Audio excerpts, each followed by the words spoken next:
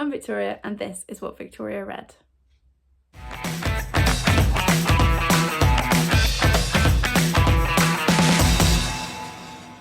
It's 2nd of June and I am still in Edinburgh. I am due to go home tomorrow. I'm not quite sure which clips I've put in the beginning of this and which clips I've just left for my Edinburgh vlog, but by the time this goes up, my Edinburgh vlog will be live, so we'll link that in the description. But we've had an absolute best time, me, Leanne, Harry and Jean, over the last week. It's just been like the trip of the year, just the best time. But I have a load of books to haul. I haven't finished reading anything. In fact, to be honest, I've barely read anything this week. But if you saw my May wrap up, you saw the massive haul at the end of that vlog, which for me was like 3 days ago. And now I've got another massive haul to do because Leanne was kind enough to give me a load of books from her library that she was unhauling, and then I bought 2 more today. So 2 books that are coming home with me but are not going onto my TBR because they are for my classroom library, to obviously from Leanne, are All the Bad Apples by Moira Fowley Doyle, which is Our Family Tree is Full of Bad Apples, etc, etc. The Curse of the Bad Apples has claimed my sister and now it's coming for me. And Leanne said that it'll be really good for my kids. And then the other one is A Pinch of Magic by Michelle Harrison. And again, this is, well, this one I think is YA, more YA-ish, and this is more middle grade. And this is 3 sisters trapped by an ancient curse. So those are going to go straight into my classroom library.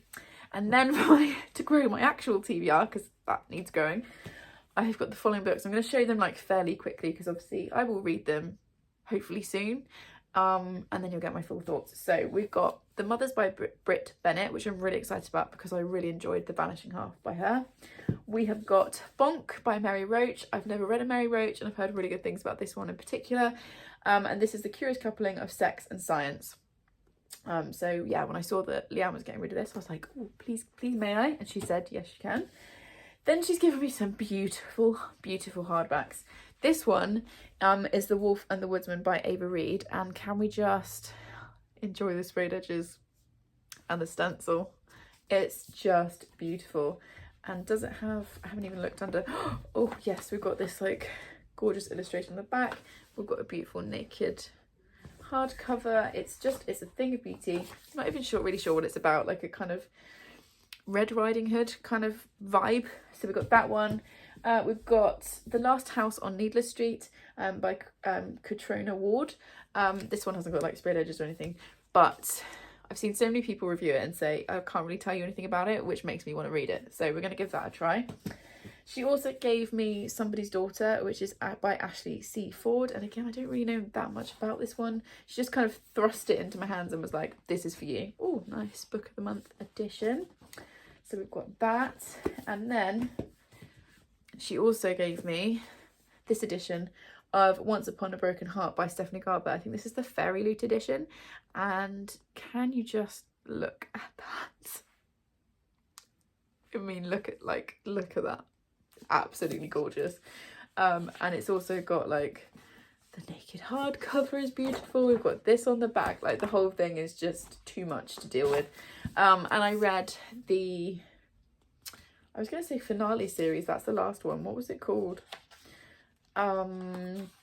Caraval trilogy, and enjoyed them by this author obviously, and I thought I'd give it a go, and it's really pretty. And even if I don't like it, my kids at school will absolutely lose their minds over that copy, so very grateful for that.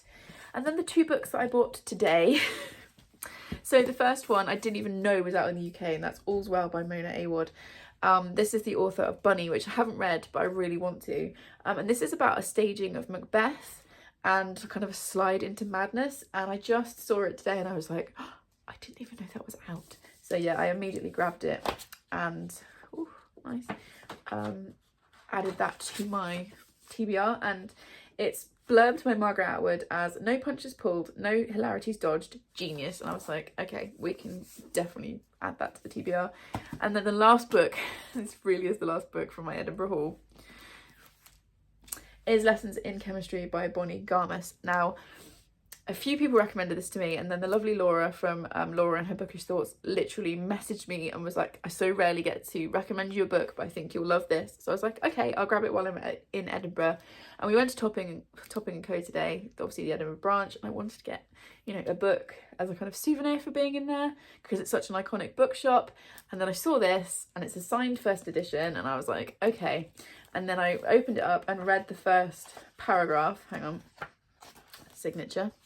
Read the first paragraph and I was like, I'm in. And then I didn't even look under the cover until I got back into my hotel room.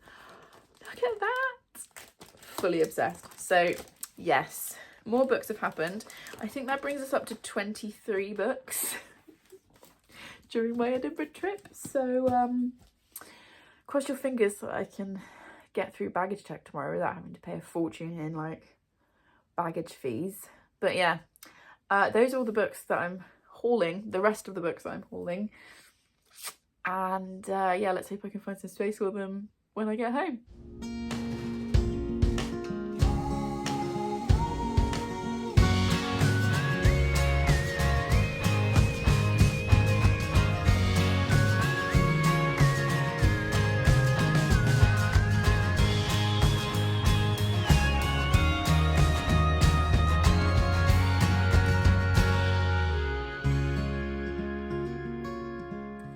It's the 5th of June and I am back home looking like a thumb. Woohoo!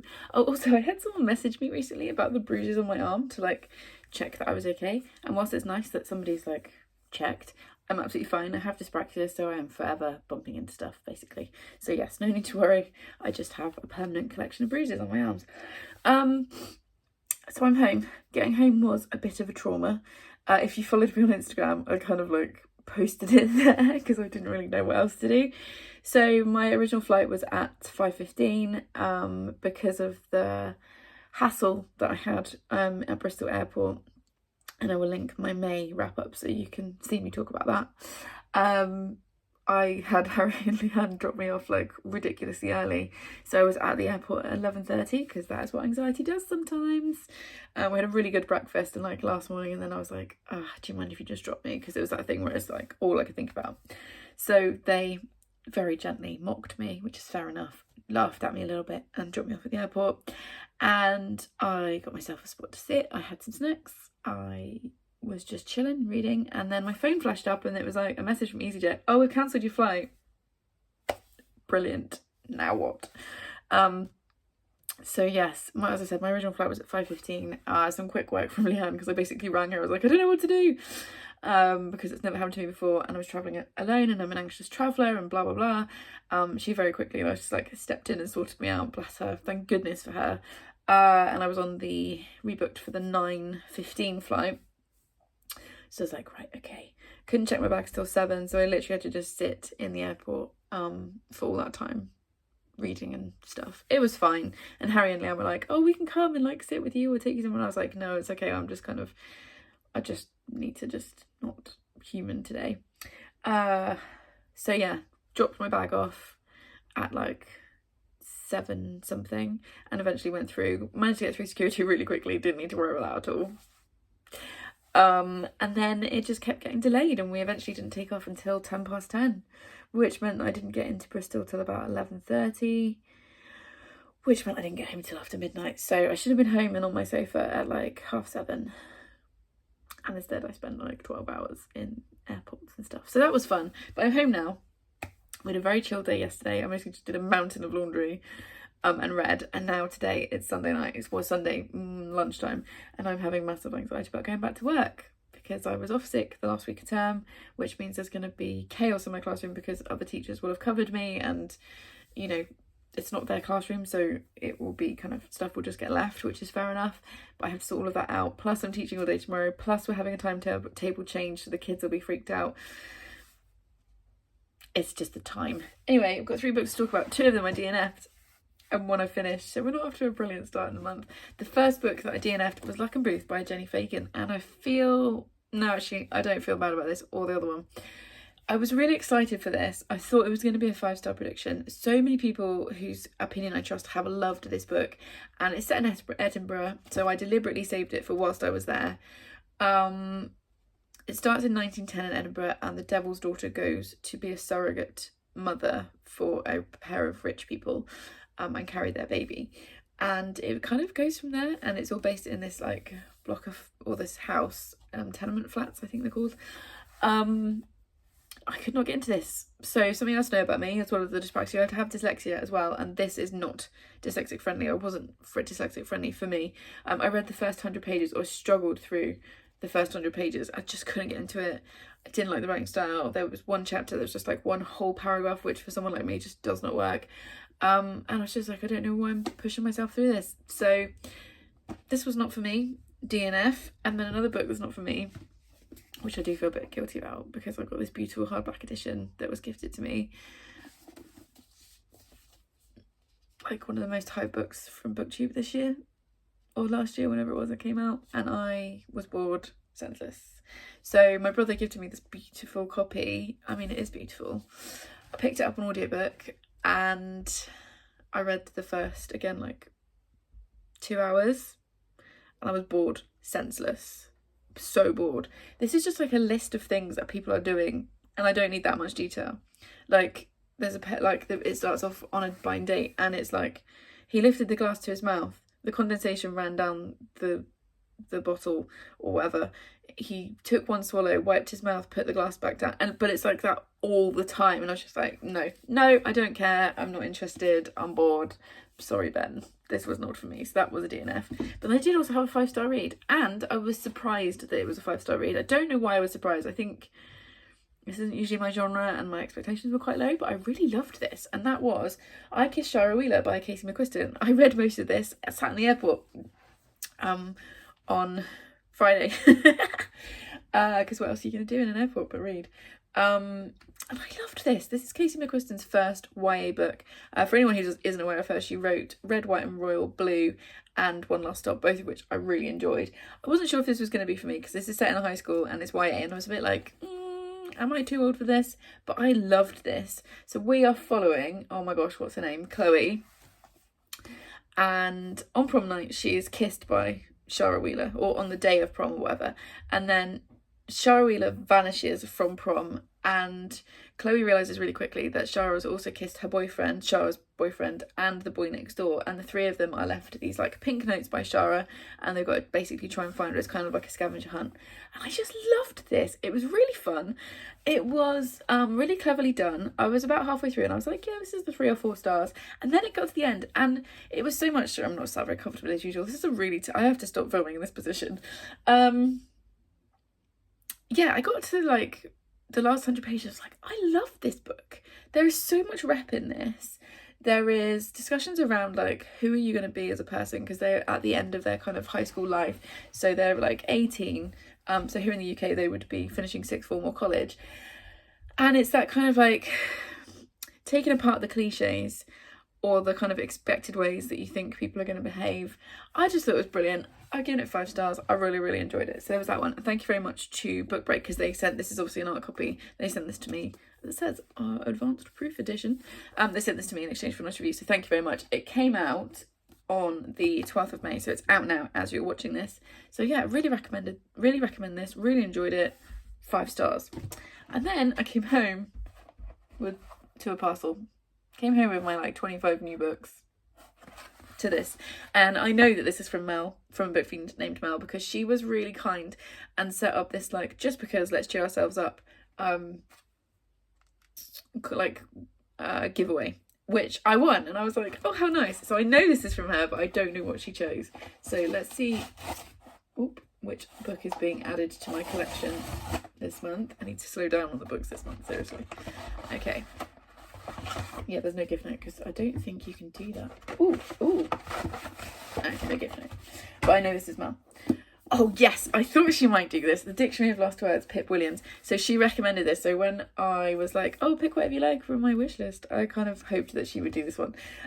So it says, sometimes you have to start with what's lost to truly find yourself. And it's historical fiction. It's got this annoying Amazon warehouse sticker on the back, which I will take off in a minute.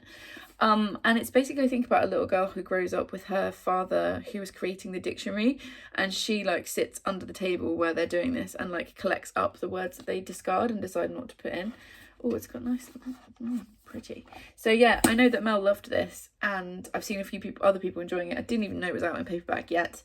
It's very pretty.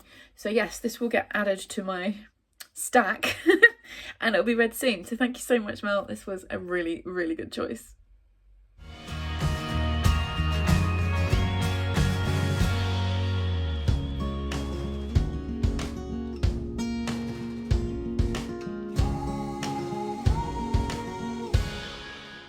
It's the 11th of June and I am in the spare room / office because even though it's Saturday, I have been marking all day. It's now about 3:30, I think, something like that, and I started just after 10 and I still got more to do. And this is what happens when teachers are off sick at the end of term. I've basically been catching up, marking loads of my kids' end of term assessments from last term. We've also got a departmental deep dive on Monday, so I've had loads of prep to do for that. It's all just a bit stressful in the English book at the moment, to be honest, although after Monday hopefully it will get a bit more relaxed.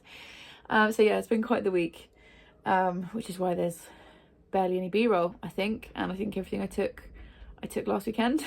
So there we go. I do have 2 books to talk about that I finished reading. I've received 2 ARCs from publishers, which is amazing, and one of them is like the most Victoria book you've ever seen. And I've got 3 Amazon parcels here because you lot are far too lovely to me. So yeah, I'm just taking a break from marking, basically, in my beautiful pyjamas, to chat books, because why not? So let's talk about the books first of all that I finished reading. The first one from the TBR that my brother sent me is On Earth We're Briefly Gorgeous by Ocean Vuong, and oh my goodness, I loved this book. I gave it 5 stars. It was amazing. It was beautiful. It was raw. It was heartbreaking. It was just beautiful. And I can't even really tell you what it's about because it would be spoilery. But it's a letter from a son to a mother, so most of it's told in second person because he's talking to you. And he's writing to tell his mother something about himself. That's probably all I can tell you. And on the way, he kind of detours into talking about her history, her mother's history, and things that have happened. And I know that sounds really vague, but that's all I knew going in, and I don't want to spoil it. But yes, it was absolutely stunningly written and 5 stars. So great pick, Ben. Thank you for that. And I can't remember, did he give this to me? Yeah, I think this must be one of the ones that he gave me because I haven't got a note in it. So yes, thank you for this one, Benjamin. Good choice. 5 stars. Loved it. And then the other one, which I also gave 5 stars, I picked up completely at random from our school library. Basically, I had a library lesson with some of my year 8s, I think it was, before half term, and embarrassingly I realised that I didn't have a reading book with me, which is not good when I spend a fair chunk of my day each day telling kids off for not having reading books with them. So thankfully I noticed first thing, went down to the library and found something to read, and this was just on the library desk, and I just thought it looked really interesting and thought, you know, I'll just grab that and read a bit of that and then put it back. And then I enjoyed it so much that I took it out of the library and finished reading it. And that book is The Reason I Jump, One Boy's Voice from the Science of Autism. It's introduced by David Mitchell, but the actual author is Naogi. It's on the side, sorry. Here we go. Naogi Higashida. And basically he wrote this when he was 13, and he lives with autism and he is non-verbal because of his autism, but he was able to write this book, and it's very much just his view on the world. It's done in a series of questions, so things like why are your facial expressions so limited, why do you wave goodbye with your palm facing yourself, when you're on one of your highs, what's going through your mind, what are your flashback memories like, all that kind of thing. And then he's just responding to those questions, and I just thought this was absolutely stunningly written. It's definitely a book I want all of my kids to read. We do have kids with autism at my school, but we're not an autism specialist school, so our kids are high functioning, or more high functioning than this author, but I feel like reading it would help make people a lot more compassionate and kind of more aware. I didn't particularly learn anything new because I've had so much autism training with work, but it was still just a beautifully written insight into somebody's life, and yeah, I gave that 5 stars. Really enjoyed it. So those are the 2 books I finished, and then I've received 2 ARCs this week.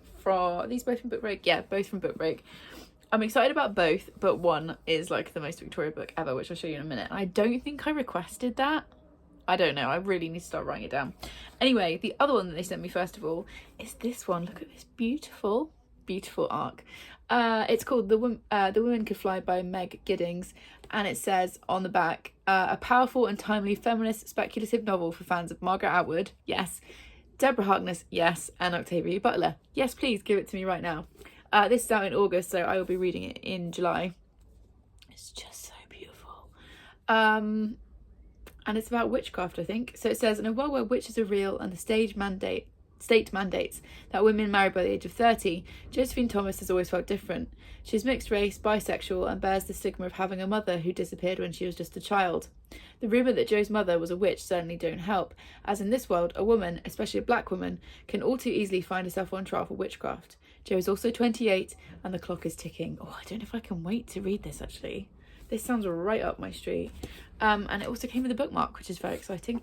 And it also matches up with the pin that came with Shara Wheeler last month, but I was a little bit confused with, that says Hex Before Marriage on it, because that's clearly the tagline for this book. So yes, very excited for that. Thank you very much, Book Break. And then this one popped through, which just made me laugh. This is out in October, so I'll read this in September. And it's The Cat Who Caught a Killer by L.T. Shearer. Like, the most random thing ever. And it's Meet Conrad, a detective like no other. Basically this woman, so you've never met a cat like him before. Basically this woman is trying to solve a crime, and then this cat Conrad gets involved.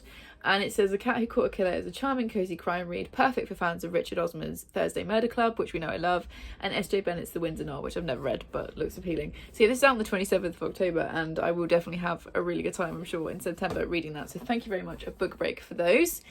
And then I have 3 Amazon parcels that have come through this week, and I was a good girl and waited until I could film before I opened them. So let's just flip them the right way around so that I can open them without showing you my address.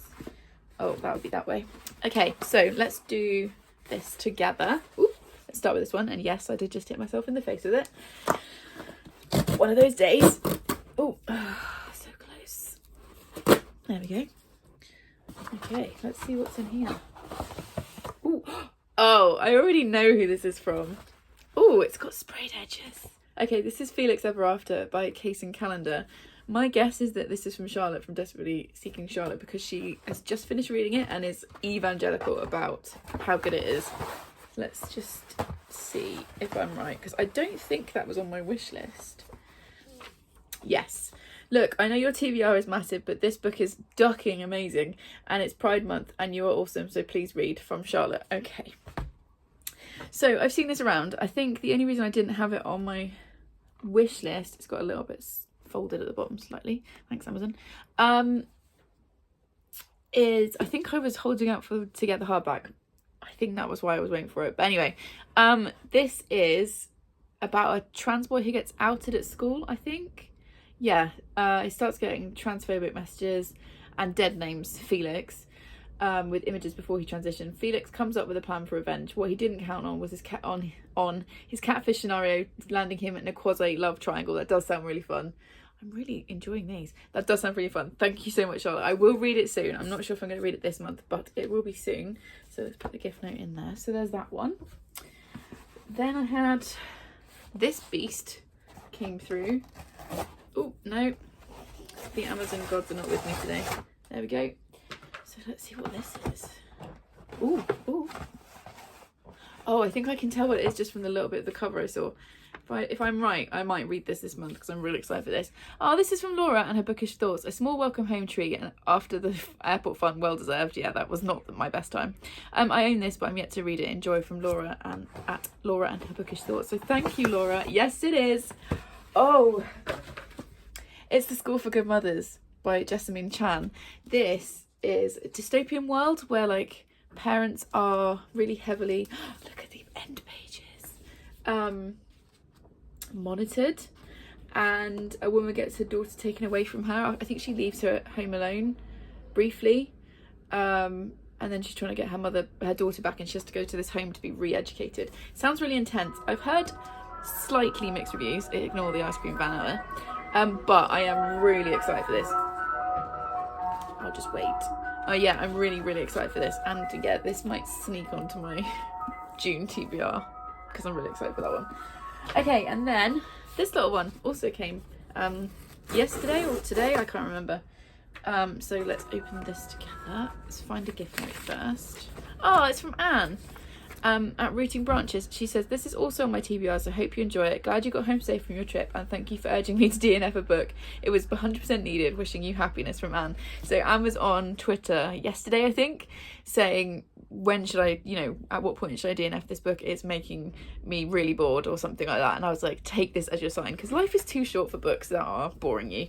Doesn't matter. I think she's reading it for somebody's book club or something, so she felt bad about it. But I just think, if you're not enjoying it, life is too short. Doesn't matter what it's for, just don't read. Well, unless it's for school, then, you know, obviously read your schoolwork. But yeah, just DNF it. Okay, let's see what this is. I'm so intrigued. Oh, this is Jane Doe by Victoria Helen Stone.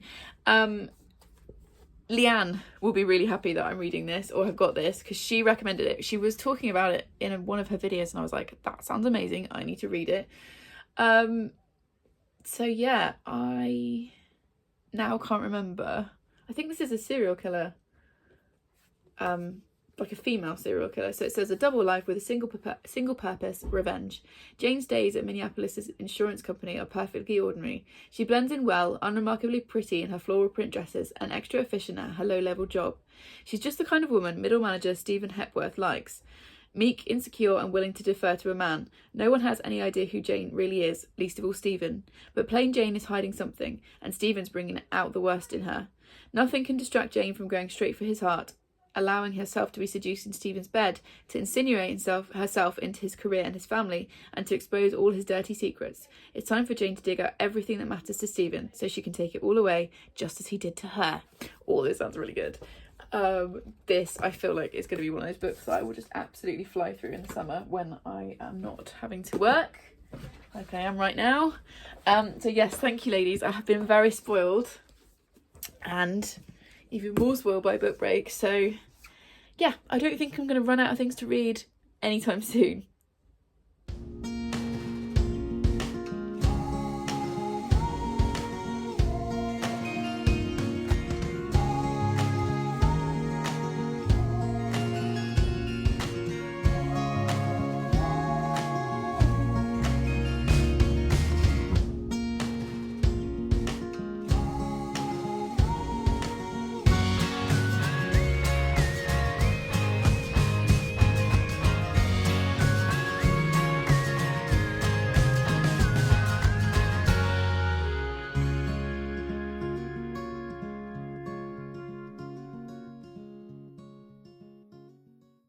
It's the 17th of June and I am too hot, along with everybody else in the country right now.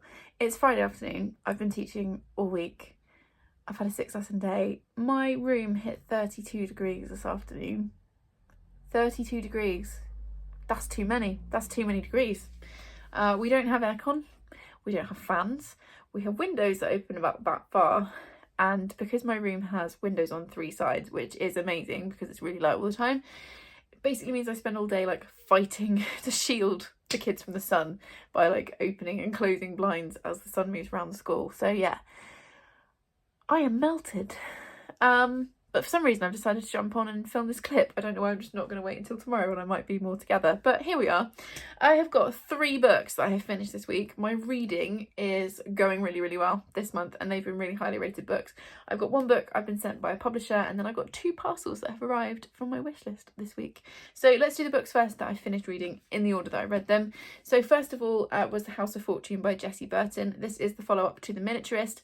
This comes out in July. I can't remember which date in July, but by the time you see this video, it will either be out or out very shortly. I don't know that it says a specific date. It just says July.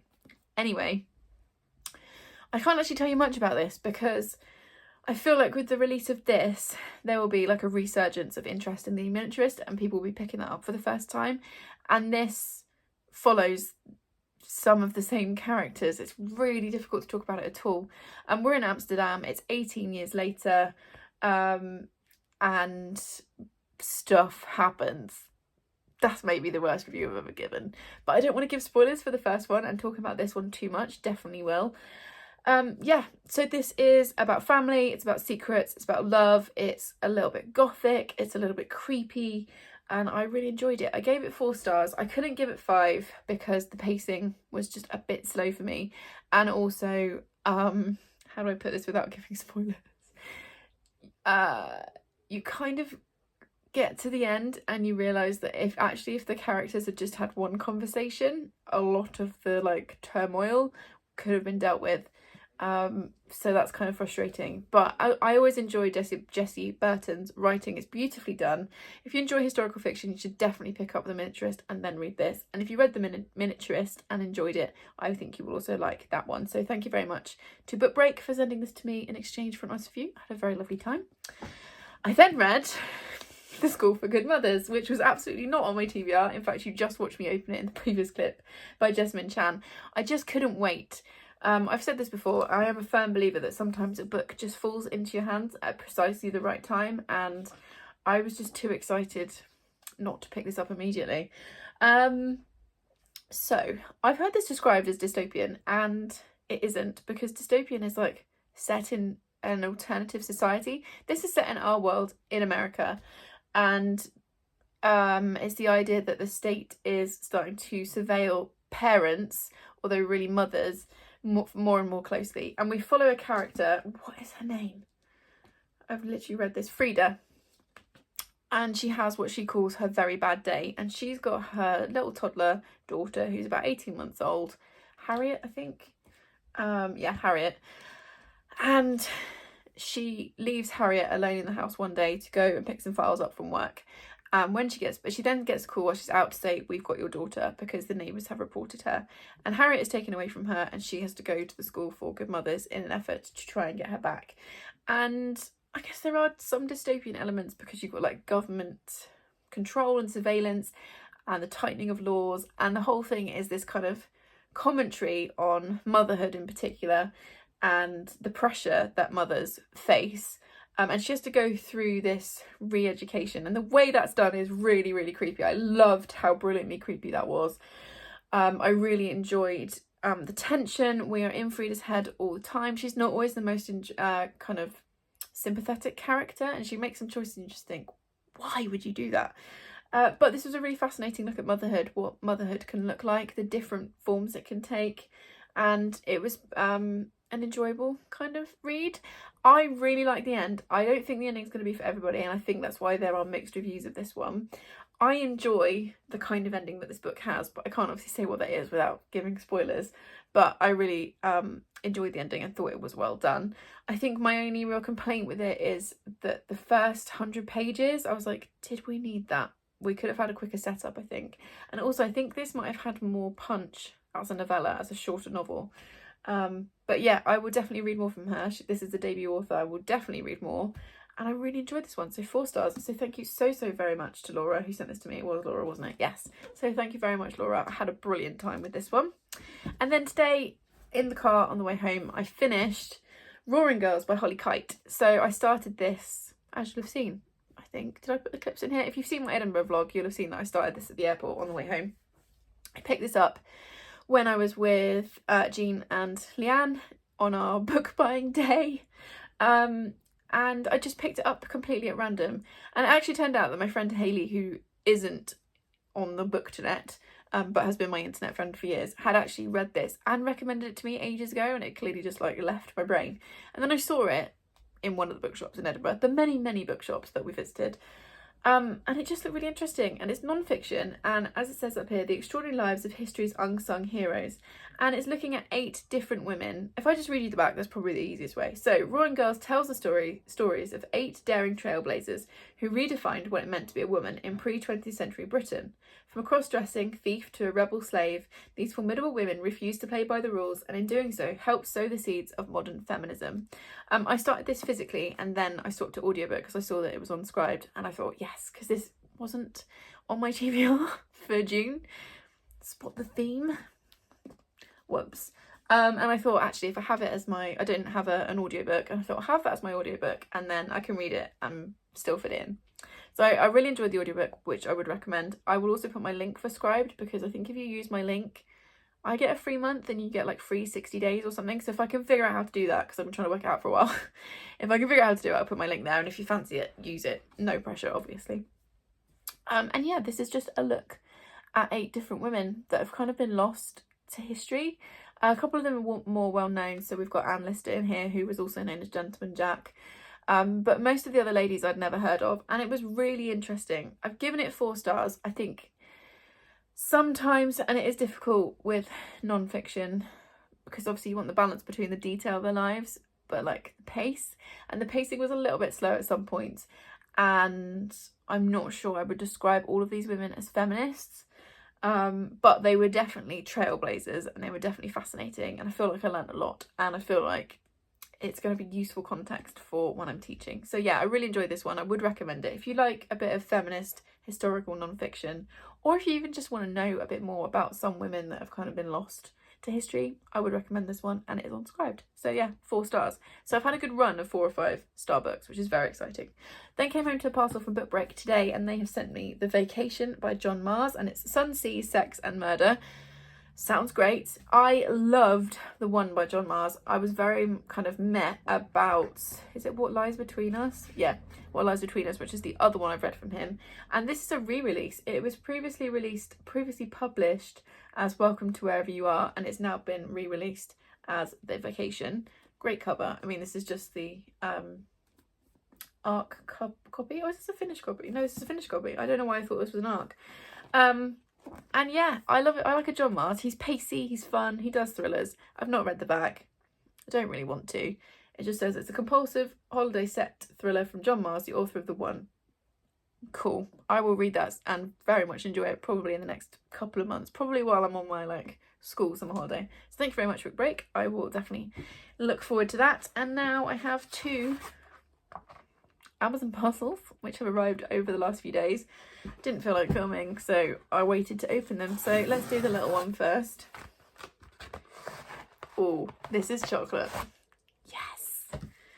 Who has sent me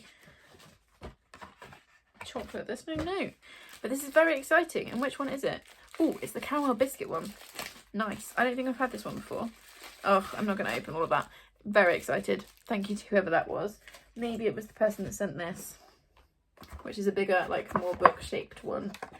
Okay, let's open it and see. That's annoying. Got almost all the way down, not quite. Good. Oh, it's too humid. As soon as I finish filming, I'm going to go for a cold shower and then a large glass of wine. Right, what have we got? Okay, let's find a gift note first. Oh, it's from Amelia. Oh, okay. Congratulations on 2.5k, Victoria. Oh yeah, I don't know if I've mentioned that here. This channel reached 2,500 subscribers at the start of June, which is amazing. And it's unbelievable. I can't believe there's that many of you that watch me waffle on the internet. So yes, thank you so much. By the time this goes up, my Q&A will be live, so I will link that in the description. But yes, very exciting. And sending a huge thank you for being so welcoming and supportive during my first few weeks of Booktube. There's some Tony's Chocolonely on the way too, so that's from her as well. Enjoy, from Amelia. So I will link Amelia's channel. I think I've talked about her before. She's a new booktuber. She's going to be massive, I think. She reminds me a lot of Shah from Thoroughly Enjoyed Books, and also a little bit of Shannon from 155 Books. Just very like chill vibes, very straightforward reviews, reads a lot of literary fiction from what I can see so far. And I just really enjoy her kind of vibe and her content. And yeah, you should definitely go and check her out. I will link her in the description. Okay, let's see what she sent. Oh, good choice. I wanted to read this for ages. This is Hidden Valley Road, Inside the Mind of an American Family by Robert Kolker. Oh, nice choice. Okay, so I'm not going to read this whole thing because there's quite a lot of it, but it says the heartrending story of a mid-century American family with 12 children, 6 of them diagnosed with schizophrenia, that become science's greatest hope in the quest to understand the disease.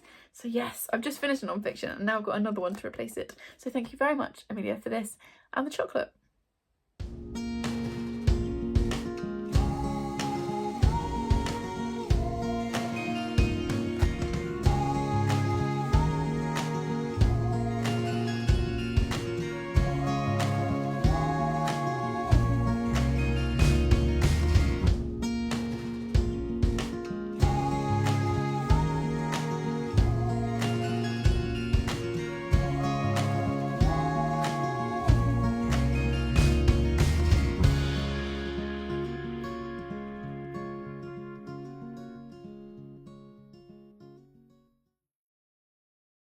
It's the 24th of June, and even though it's a Friday, I'm not at work and I'm not off sick either for once.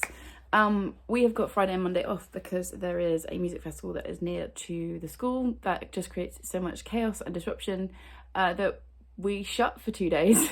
It's not technically in set, so I've had to set work for the kids to do on Google Classroom, which, let's face it, none of them will do, but I set all of that yesterday, so I actually have today and Monday to catch up on my marking.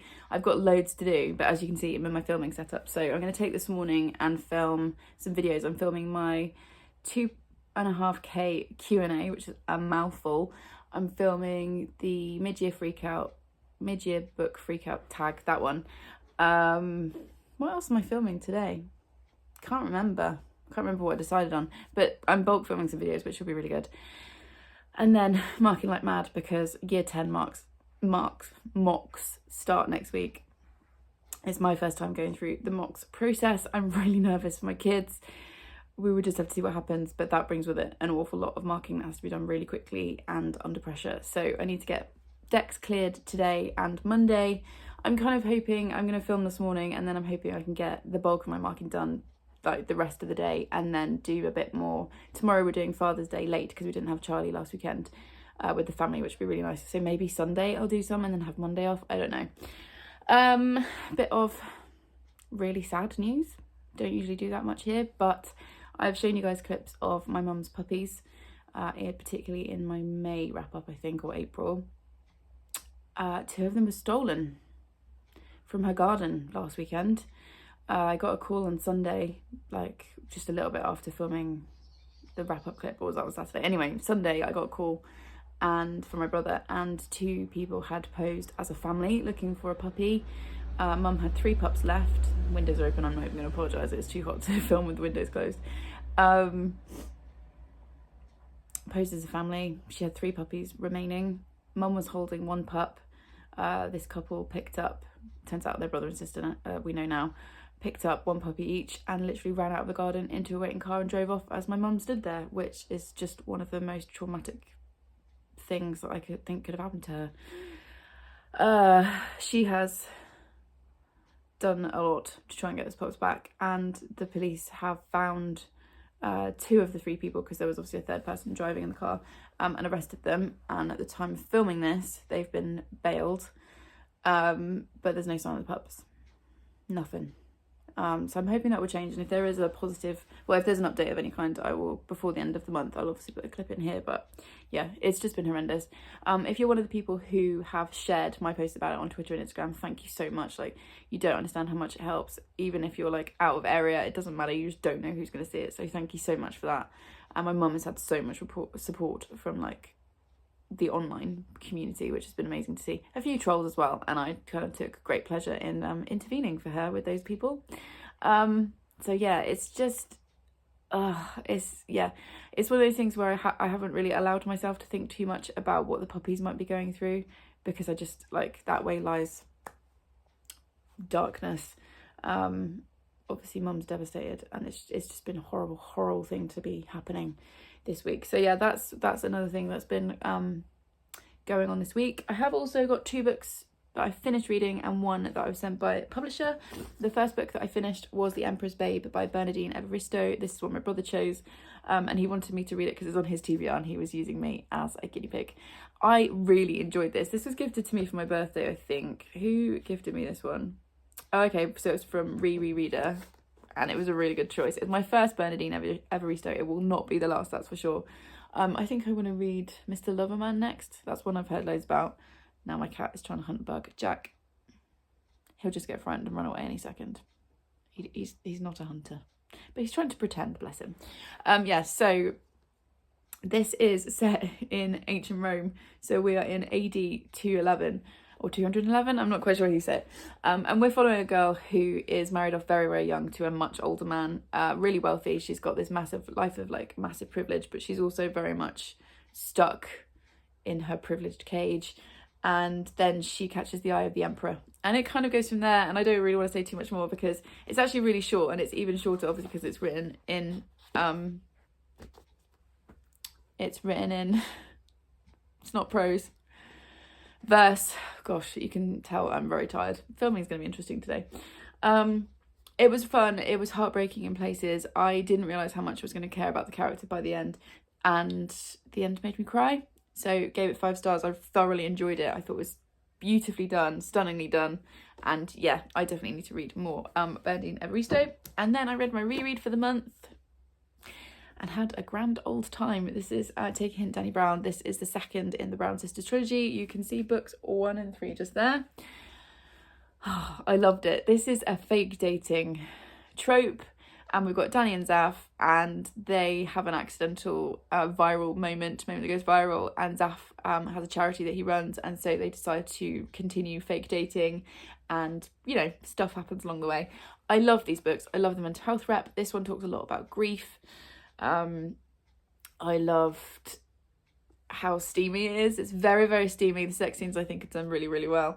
And yeah, I just love these books, and it was a 5-star again.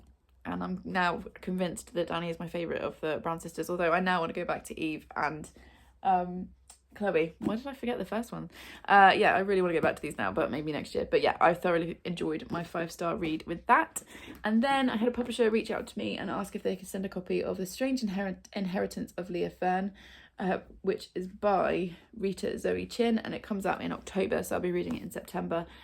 And this is about it says a luminous coming of age story about a fiercely lonely young woman's quest to uncover the truth behind her mother's disappearance. So I think she's born in a carnival trailer. Leah Fern begins her life as the youngest and very best fortune teller in the world, taking strangers' hands and feeling the depths of their emotions. Her mother, Jeannie Starr, is a captivating magician who, with little fanfare and no explanation, leaves 6-year-old Leah with a friend and disappears. And then we jump forward 15 years later and a stranger appears on her doorstep, I think with books or a series of letters. There's a series of letters, and it's kind of her inheritance now. Jack is running across the back of the sofas.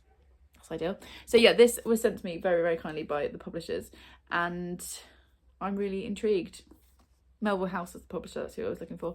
And yeah, this comes out in October, so you can expect that on my September TBR. Thank you very much.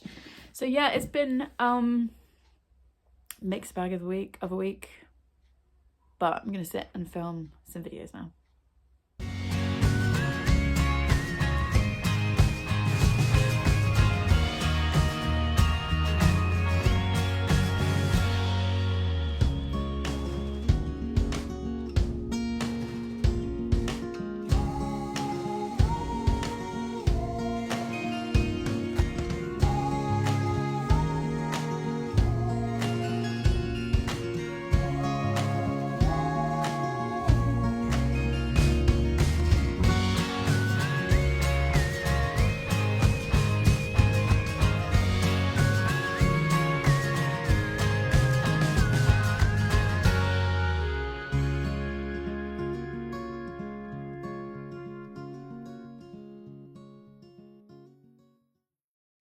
It's the 27th of June and I'm actually having an actual day off.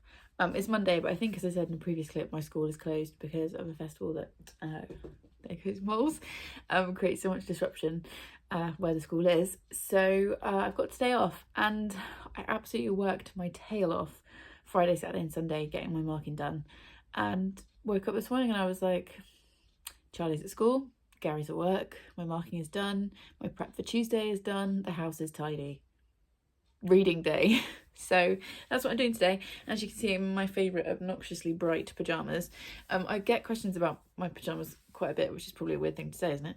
I always get mine pretty much always from Next, because they do really good quality and they do these like really bright, fun, bold designs, and I always size up. As you can see, these are big on me, but pyjamas are supposed to be comfortable, so I always go at least 1 if not 2 sizes up.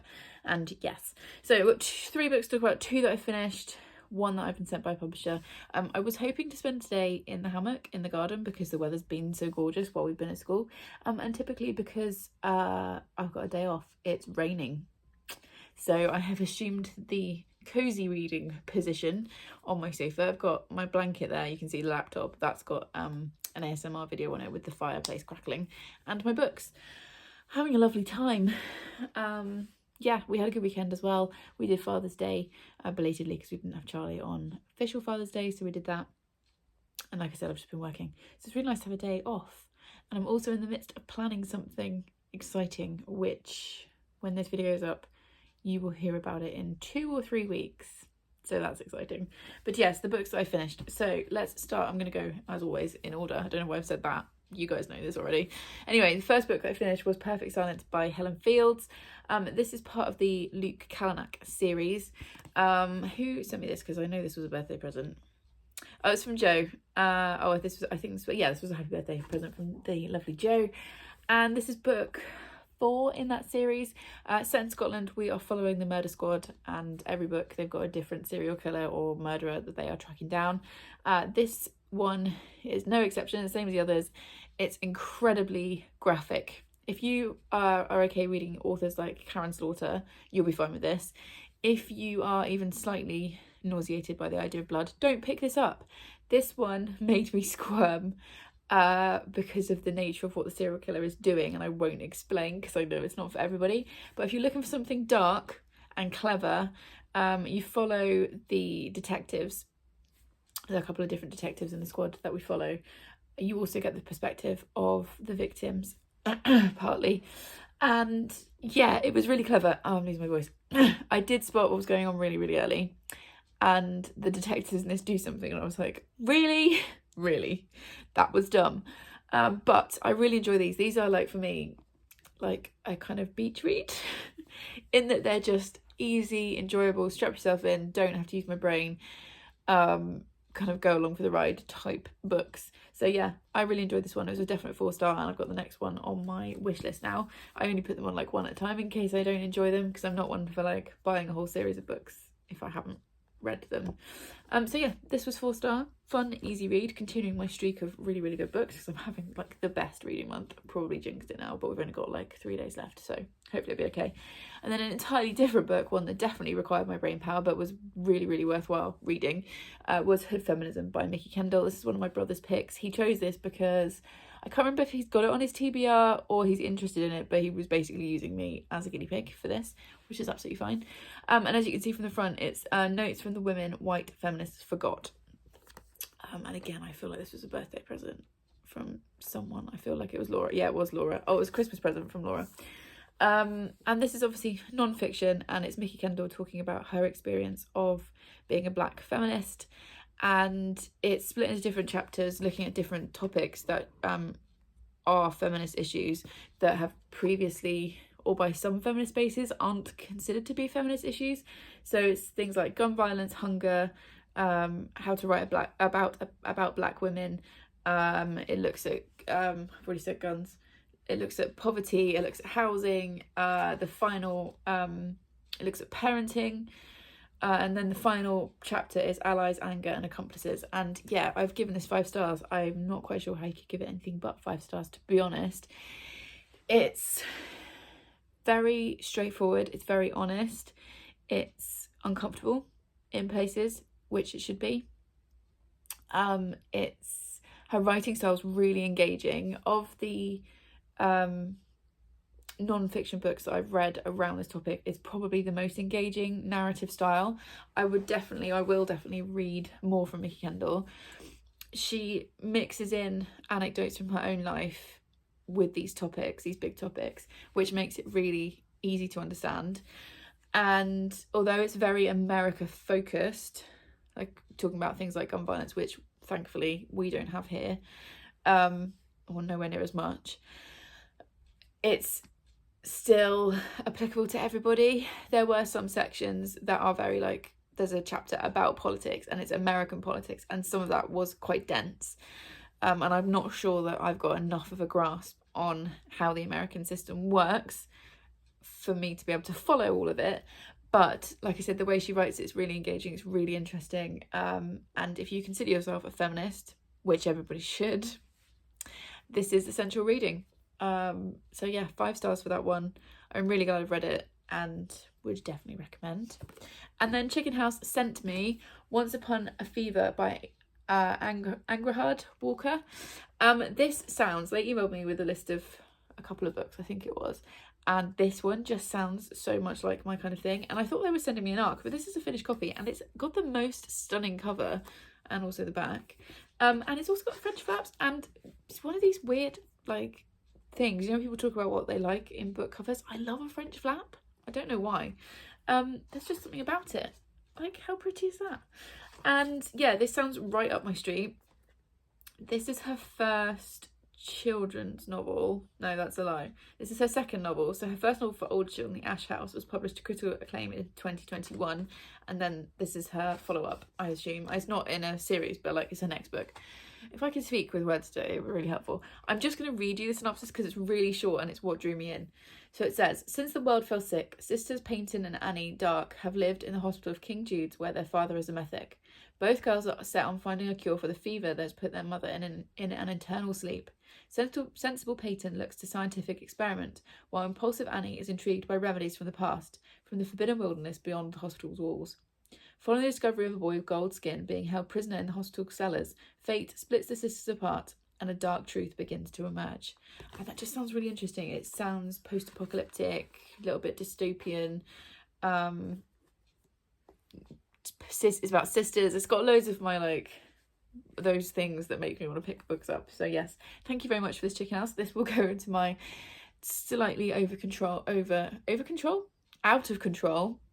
TBR stack, and I will look forward to reading it.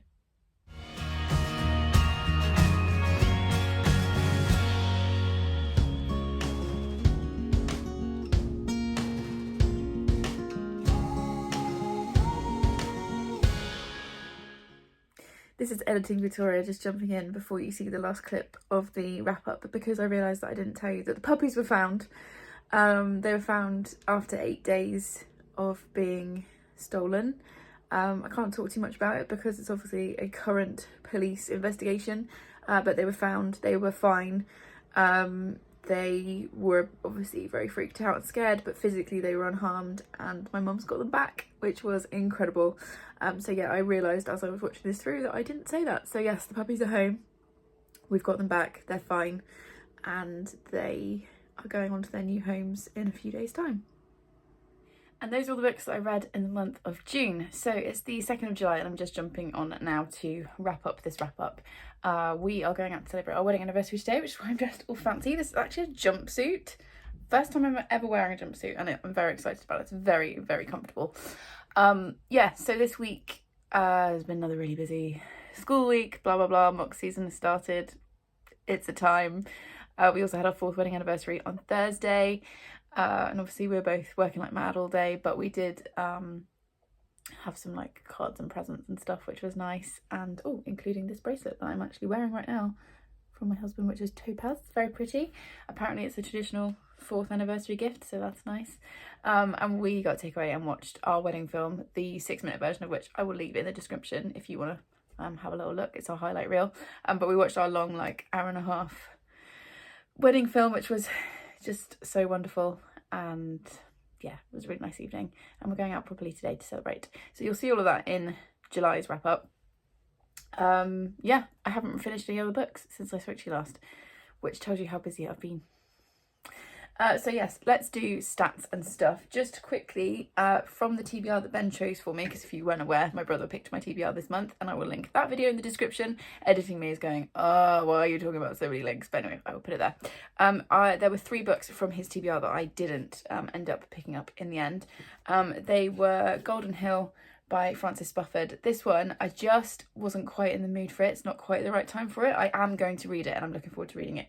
But for some reason, I'm kind of getting like September, October, November vibes from this, so this is gonna have to wait a little bit longer. The King's Minion by Raphael Sabatini, which also I'm definitely interested in, but again I just wasn't quite getting the vibe to pick it up just yet. And Monster, She Wrote, which I'm really excited to read, but it was only because I picked up Roaring Girls instead, and it felt too similar, and like 2 similar books in the same month, and I didn't want either of them to be kind of forgotten about or like mixed up together. So I am going to pick this up soon. You can see the stack it's going to go into. But yeah, it just wasn't the month for it this month because I got too excited about Roaring Girls instead. And then I also had 2 DNFs this month. He didn't send me either of these books, but these were just other books that are on my TBR. So Luck and Booth by Jenny Fagan. Couldn't get into it. Read 100 pages and just could not get into the style. And Sally Rooney, Beautiful World, Where Are You? I've definitely broken up with this author now. I just didn't care. Just didn't care. So yep, those 2 have been DNF'd. So let's do some stats. So I read 10 books this month, which it's not bad. It's still double figures. It's not the most books I've read in the year. I think it might be my least books in the year so far. 12, 12, 12, 11, 12. Yeah, it was been my lowest reading month. Number of pages read was 3,289, which is 109 per day, which again is not a bad pace, but for me, it's still low. Average star rating though was the best month I've had so far this year, so it shows you quality over quantity, because my average star rating was 4.6. That's amazing. My favourite read was On Earth We Are Briefly Gorgeous by Ocean Vuong. I just keep thinking about this book. I read it, yeah, it was my second read of the month, so I read it early in the month, and it's still on my mind. So yeah, it was just beautifully done and really enjoyed that one. Obviously, that's why it's my favourite month. My most disappointing, I genuinely couldn't choose, because usually from my most disappointing I have to have read it and finished it, and none of the books, all the books I read were either 4 or 5 stars, as you can tell from that average star rating. I just couldn't choose any of them as my most disappointing, so I'm breaking my own rules and I'm going to go with Luck and Booth for my most disappointing, because I had such high hopes for this and it just did not work for me on any level. So that was my most disappointing read of the month. And then my TBR is not shrinking, it's growing. So in January my TBR was 71 books and right now it's at 86. Good work, me. So yes, I need to get on with reading some of these books. June has been a mixed month. Started off in Edinburgh, had a fantastic time. I will also link my Edinburgh vlog if you've not seen that. I'm really proud of that vlog, and yeah, if you want to give it some love, I will link it in the description. Started off in Edinburgh, had a fantastic time, and then back to the reality of term 6, and there's lots to enjoy about my job, and I feel like I need to do a video at some point over the summer talking about all the things I love about it, because I feel like whenever I come on here I just whinge about how tired I am. But it's term 6, so you know, energy is depleted and we've got a lot going on. So it's, as I said, it's mock season at the moment. This week we've got year 6 coming up for their transition day. We've got activities week coming up, and I'm going on the camping trip, which will be a time. And it's just a lot of pressure, and people keep saying, oh, you've only got 2 weeks left of normal timetable, and I'm like, please stop saying that, because it makes me panic. But anyway, it's been a reading month. Thank you so much for watching my waffle. If you got to this point in the video, leave me a leaf emoji for this stunning cover. I feel like I need a hard copy of this. I'm gonna have to check what the cover looks like. Yeah, leave me a leaf emoji if you've got to this point. Thank you so very much for watching. Please subscribe if you would like more of this chaos, and I will see you in the next one. Thanks everyone. Bye.